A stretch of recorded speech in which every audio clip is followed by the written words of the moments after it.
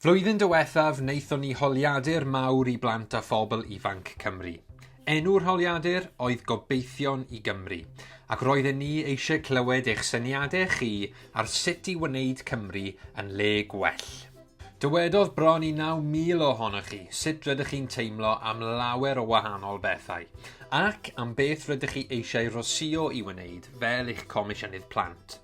Ei swydd hi yw I wrando ar blant a phobl ifanc Cymru ac I ddweud wrth bobl eraill am y pethau sy'n bwysig I chi, ac I sicrhau bod Llywodraeth Cymru yn cymryd eich hawliau chi o ddifrif.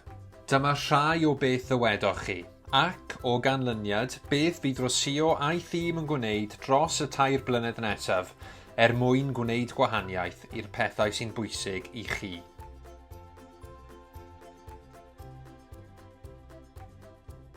Bod y wlad nid yn unig yn gofyn am ein barn, ond wir yn gwrando a chymryd sylw.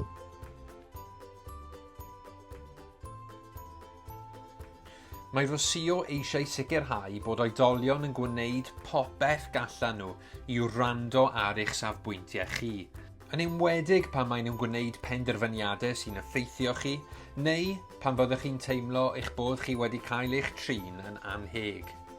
Mae hi hefyd eisiau sicrhau eich bod chi'n gwybod am ei gwaith. Mae hyn yn bwysig fel eich bod chi'n gallu dweud wrtho hi os rydych chi'n anhapus gyda beth mae hi'n gwneud, neu bod chi eisiau gweld hi'n gwneud pethau gwahanol.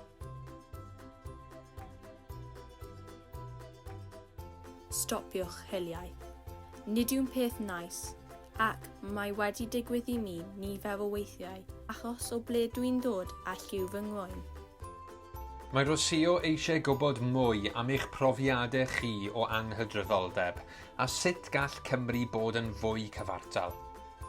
Ac I chi allu rannu'r profiadau hyn gyda'r pobl sy'n gwneud penderfyniadau am eich bywydau.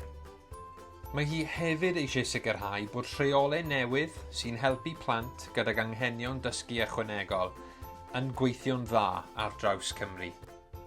Ac yn olaf, mae Rosio eisiau sicrhau bod ein tîm ni yn cynnwys pobl o wahanol gefndiroedd gyda llawer o wahanol brofiadau.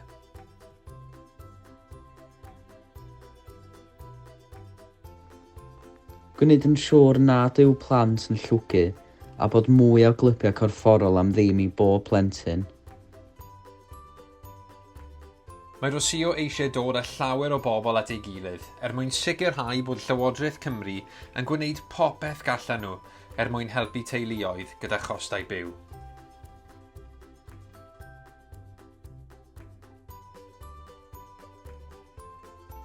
Trin bwlio o ddifri, nid yw'n weithred ddiniwed. Mae gan ysgolion a cholegau rheolau mae rhaid iddyn nhw ddilyn I helpu nhw daclo bwlio. Ond rydyn ni'n gwybod bod bwlio yn fater pwysig I chi ac yn dal I ddigwydd. Felly, hoffai Rosio deall pam bod bwlio yn parhau I fod yn gymaint o broblem a beth sydd angen newid. Clywon ni am lawer o brofiadau a syniadau gwahanol trwy Gobeithion I Gymru. Dyma rhai o'r pethau bydd Rosio a'i thîm yn ffocysu arnyn nhw. Byddwch chi'n gallu dysgu mwy am ein holl waith trwy fynd at ein gwefan. Os rydych chi'n poeni am unrhyw beth yn y fideo yma, neu yn poeni bod chi ddim yn derbyn eich hawliau, cofiwch bod chi'n gallu gysylltu gyda'n tîm cyngor.